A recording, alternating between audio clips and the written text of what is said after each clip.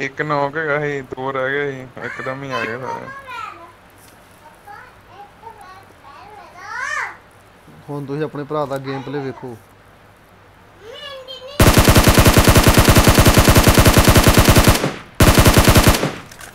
ਨੌਕ ਤੇ ਕਰੋ ਨਾ।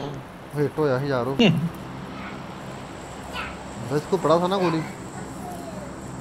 हाँ अच्छा खासा डैमेज जो हिल करेगा।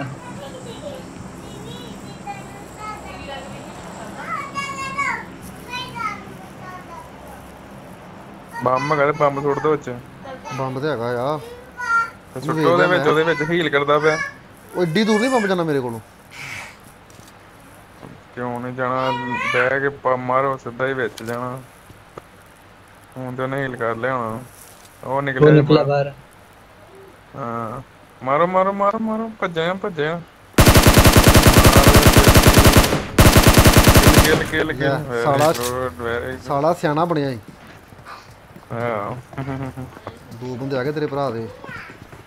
ਕੋਈ ਨਹੀਂ, ਇੱਥੇ ਖੜੇ ਹੋ ਜਾਓ, ਇੱਥੇ ਖੜੇ ਹੋ ਜਾਓ, ਇੱਥੇ ਖੜੇ ਹੋ ਜਾਓ। ਮੌਲੀ ਹੈਗੀ ਤੇ ਮੌਲੀ ਸੁੱਟ ਦੋ ਪੌੜੀਆਂ 'ਚ। ਬੰਬ ਹੈਗਾ ਪਰ ਬੰਬ हाँ ਸੁੱਟਣ ਦਾ जी ਮੌਕਾ ਨਹੀਂ ਦਿੰਦਾ ਸਾਲਿਆਂ ਨੇ। ਆਹੀ ਗਿਆ ਦੋਵੇਂ ਦੋਵੇਂ। ਬਸ ਬਸ। बहुत बढ़िया। ਕਿਲ ਓ ਯਾਰ ਇੱਕ ਹੋਰ ਹੈਗਾ ਸੀ।